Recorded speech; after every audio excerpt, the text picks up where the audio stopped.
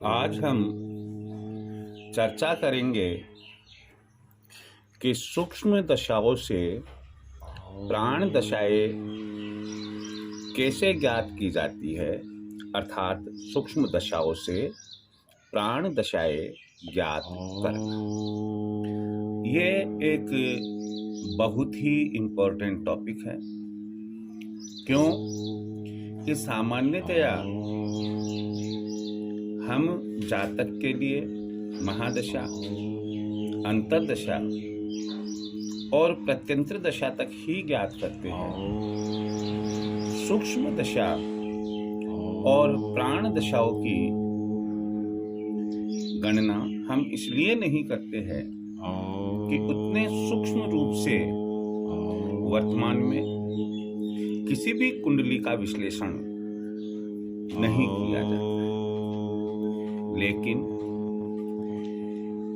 ज्योतिष शास्त्र का एक अंग, एक भाग होने के कारण जो ज्योतिष विद्या सीख रहे हैं या जिनकी रुचि ज्योतिष विद्या समझने में है, उनके लिए ये जरूरी हो जाता है कि वे ये अवश्य जाने कि जो हमें सॉफ्टवेयर्स में प्राण दशाएं और सूक्ष्म दशाएं यदि मिलती है किसी भी स्टैंडर्ड के सॉफ्टवेयर में, तो उनकी गणना कैसे की गई होगी, या मैनुअली हम सूक्ष्म दशाओं से प्राण दशाएं ज्ञात करना चाहते हैं तो हम कैसे करेंगे। देखिए, आप चाहे मैनुअल इन दशाओं की गणना ना करें, आप सॉफ्टवेयर की ही सहायता लें, परंतु आप एक अच्छे ज्योतिष के विद्वान तभी समझे जाएंगे, माने जाएंगे, जब आपको ये जानकारी होगी कि इन दशाओं की गणना कैसे हुई है या कैसे होती है। आपको स्वयं को एक आत्मविश्वास होगा कि हाँ, मैं जानता हूं कि सूक्ष्म दशाओं से प्राण दशाओं की गणना कैसे की जाती है। मैं आपसे एक बात कहना चाहूंगा, अगर आप मेरे चैनल के सब्सक्राइबर नहीं बने हैं और आप ऐसा समझते हैं कि आपके लिए मेरा चैनल लाभदायक हो सकता है फ्यूचर में, तो आप सब्सक्राइबर अवश्य बने, बेल आइकन भी दबाएं। और इसके अलावा जो आपको बताया समझाया जाता है, इसे आप समझने की कोशिश करें। वैसे ही हम देख रहे हैं कि अभी जो यंग जनरेशन चल रही है, उनकी मैथमेटिक्स की जो एफिशिएंसी है वह मैनुअल कम होती चली जा रही है। वे कैलकुलेटर और कंप्यूटर का सहारा ज़्यादा लेने लग गए हैं। लेकिन एक जातक की कुंडली गणितीय रूप से तैयार करना और उस कुंडली का फलादेश जानना, इसके लिए मैं समझता हूं कि आपको ना केवल डेसिमल प्रणाली का, मैथ्स की डेसिमल प्रणाली का ही नॉलेज होना चाहिए, बल्कि आपको अंश, घटी, पल, विपल या घंटा, मिनट, सेकंड की भी अच्छी जानकारी, प्लस माइनस की, डिवीजन की, मल्टीप्लिकेशन की होनी चाहिए। चलो हम इस बिंदु पर कम विचार करते हैं, अपने बिंदु पर आते हैं। सबसे बड़ी महादशा हमने देखी, सबसे बड़ी जो दशा देखी वो महादशाओं के नाम से जानी जाती है फिर अंतर्दशाएं आती है, फिर प्रत्यंतर दशाएं आती है, फिर सूक्ष्म दशाएं आती है और ये प्राण दशाएं। महादशाओं को अगर हम 1 नंबर दे तो 1, फिर अंतर्दशा का 2, फिर 3, फिर 4 और 5वें नंबर पर प्राण दशाएं आती है। प्राण दशाएं भी उसी क्रम में ज्ञात की जाती है जिस क्रम में महादशाएं ज्ञात की गई। कहने का मतलब है सूर्य, चंद्र, मंगल, राहु, गुरु, शनि, बुध, केतु और शुक्र। यहां अब मैं आपको बता रहा हूं कि देखिए, महादशाएं हमने जहां वर्षों में ली, सूर्य की 6 वर्ष है, चंद्र की 10 वर्ष है, मंगल की 7 वर्ष है और इसी प्रकार शुक्र की 20 वर्ष है और कुल 120 वर्ष की महादशाएं हमने ली। यहां मैं आपको बताऊंगा कि ये धीरे धीरे अंतर्दशाएं उनसे छोटी आने लग गई, प्रत्यंत्र और छोटी हो गई, सूक्ष्म और छोटी हो गई। प्राण दशाएं आपको घंटा, मिनट, सेकंड में मिलेगी। इसका मतलब यह हुआ कि हम किसी जातक की सूक्ष्म से सूक्ष्म कुंडली का विश्लेषण करके, एनालिसिस करके बताना चाहे तो हम उसको ये जानकारी दे सकते हैं कि आपके जो घंटा मिनट के हिसाब से कितने घंटे, कितने मिनट, कितने सेकंड कोई एक प्राण दशा होगी। हमेशा ध्यान रखिए, ये वही अवधि होती है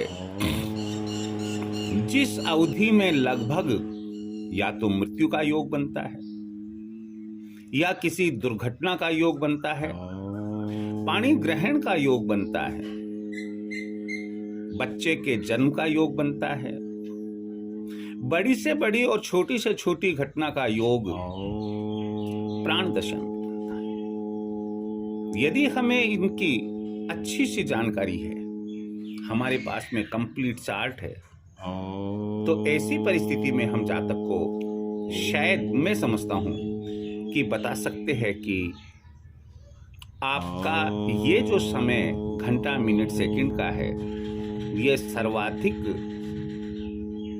शुभदायक होगा या बहुत अशुभ होगा, प्राण घातक हो सकता है। आप सावधानी रखिएगा।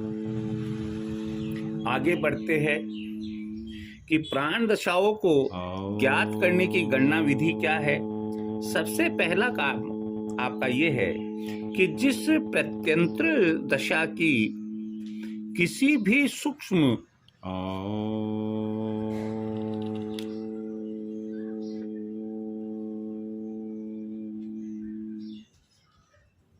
दशा में प्राण दशाएं ज्ञात करनी है, सभी सूक्ष्म दशाओं की अवधि को सेकंड में परिवर्तित करें। जैसे आप सूर्य की प्रत्यंत्र दशा में सूर्य की सूक्ष्म दशा और सूर्य की सूक्ष्म दशा में आप प्राण दशाएं ज्ञात करना चाहते हैं, तो आपको क्या करना पड़ेगा कि जो प्रत्यंत्र दशा सूर्य की है,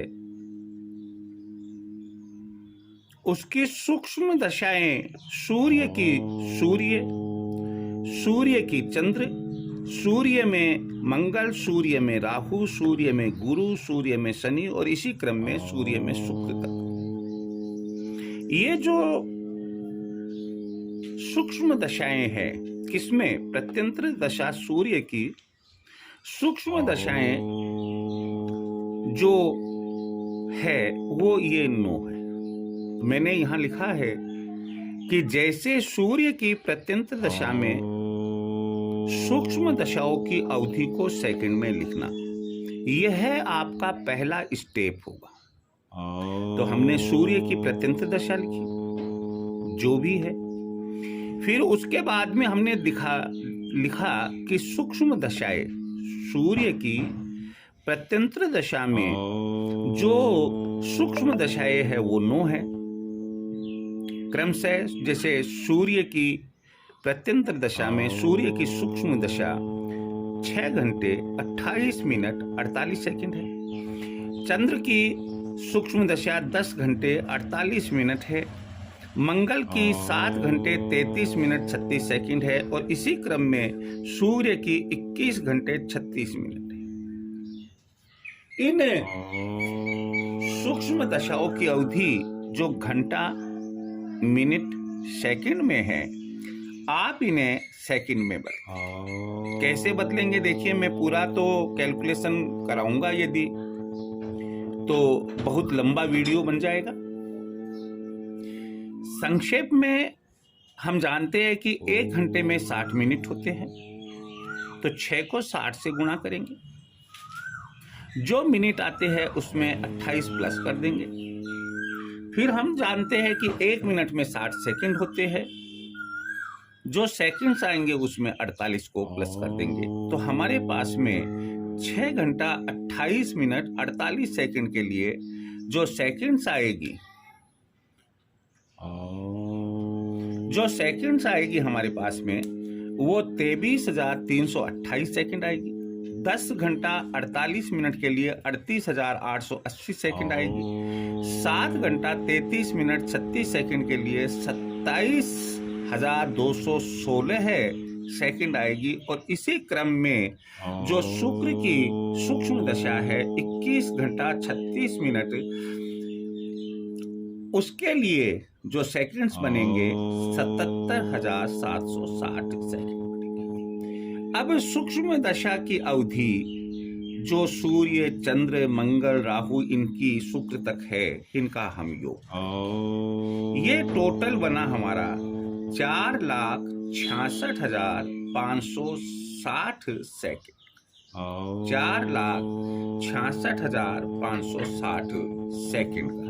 अब इसके बाद की आगे की प्रक्रिया मैं आपको बताऊंगा। सूर्य की सूक्ष्म दशा में प्राण दशा है। सबसे पहले हम F, पिछले वीडियो में आपको मैंने बताया था, F का आशय है यहाँ पर फैक्टर वैल्यू। ये F प्राण दशा ज्ञात करने के लिए हमारे काम आएगा। फॉर्मूला होगा सूर्य की प्रतंत्र दशा में, सूर्य की सूक्ष्म दशा सेकंड में, अपॉन सूर्य की प्रत्यंत्र दशा में सभी सूक्ष्म दशा का योग सेकंड। 23,328 सेकंड सूर्य की प्रत्यंत्र दशा में सूर्य की सूक्ष्म दशा, 4,66,560 सेकंड सूर्य की प्रत्यंत्र दशा में सभी सूक्ष्म दशाओं का योग सेकंड में। इनको जब हमने काटा तो हमने अपनी सरलता के लिए देखा कि ये 1 और ये 20 आ जाएगा। सरलता का मतलब है कि फैक्टर वैल्यू, जैसे एक तो ये पूरे में हम कैलकुलेशन में 23,328 बटा 4,60,560 लिखे, उसके स्थान पर हम 1/20 काम में ले लेंगे, क्योंकि इसका सूक्ष्म रूप हमारे पास में आ जाता है।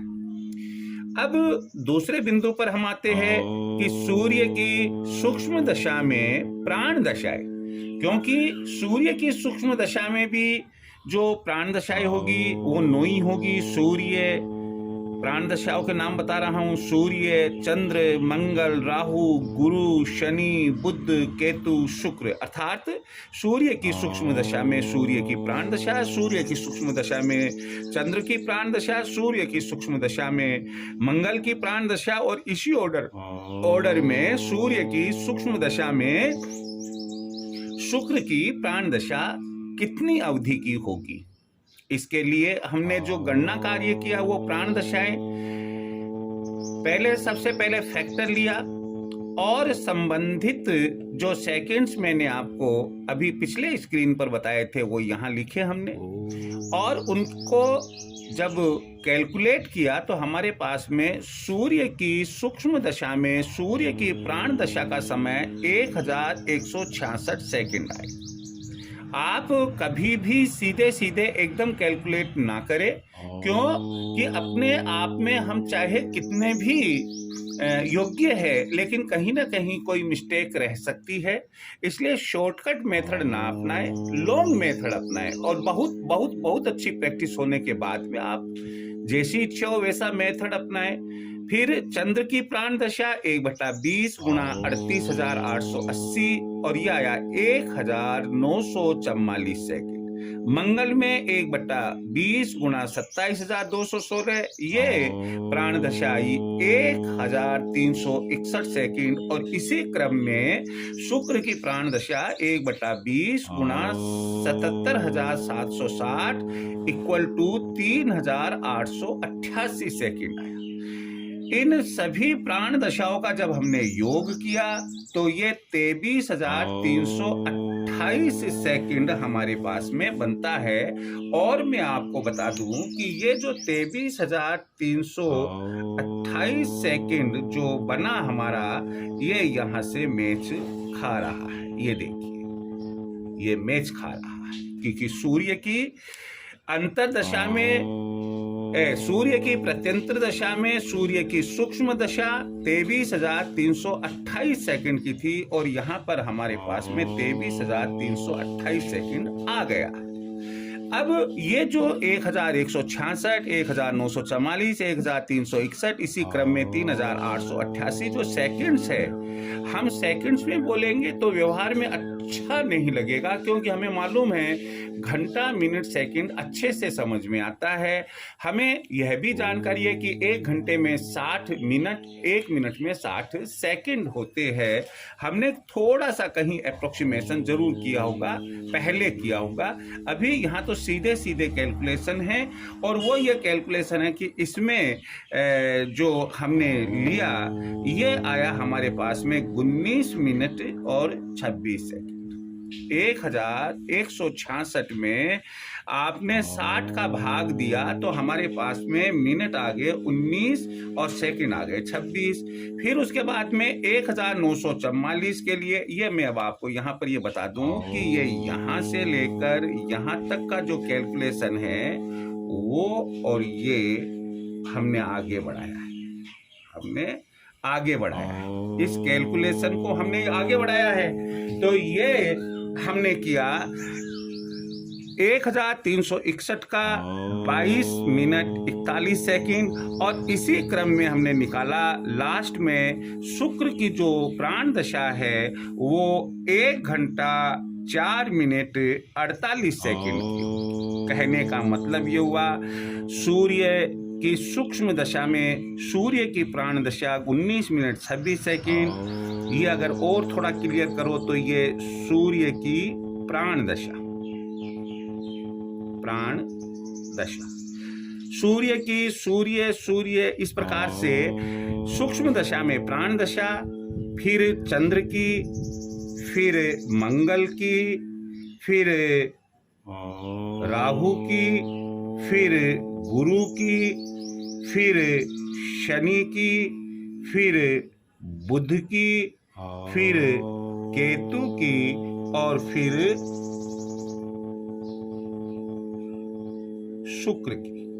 ये देखिए, सूर्य चंद्र मंगल, सूर्य चंद्र मंगल, राहु गुरु शनि, राहु गुरु शनि, बुध केतु शुक्र, बुध केतु शुक्र, ये तमाम आ गए। जैसे शनि की जो प्राण दशा होगी वो 1 घंटा 1 मिनट 34 सेकंड शनि, और शुक्र की जो प्राण दशा 1 घंटा 4 मिनट 48 सेकंड की होगी। इस तरह से हमने इनका योग लगाया, ये 288 सेकंड आया, ये 264 मिनट आया, और ये 2 घंटा आया। जब हमने सेकंड्स को घंटे में कन्वर्ट किया, मिनट में बदला, 288 सेकंड को मिनट में बदला तो 4 मिनट 48 सेकंड आएगा। इस 4 मिनट को इधर ट्रांसफर किया, 48 सेकंड को अपनी जगह रहने दिया, तो ये 264 से बढ़कर 268 हो गया। फिर 60 का भाग दिया तो 4 घंटा 28 मिनट आया, 28 मिनट को अपने जगह रहने दिया, 4 घंटे को इधर ले गए तो 6 घंटा हमारे पास 2 और 4 6 घंटा हो गया। तो इस तरीके से 6 घंटा 28 मिनट 48 सेकंड और इसका मैच आपको मैंने यहाँ से करवा दिया है। मुझे उम्मीद है कि सूर्य की सूक्ष्म दशा में प्राण दशाओं की गणना कैसे की जाती है आपको यह समझ में आ गया होगा। जय श्री कृष्ण।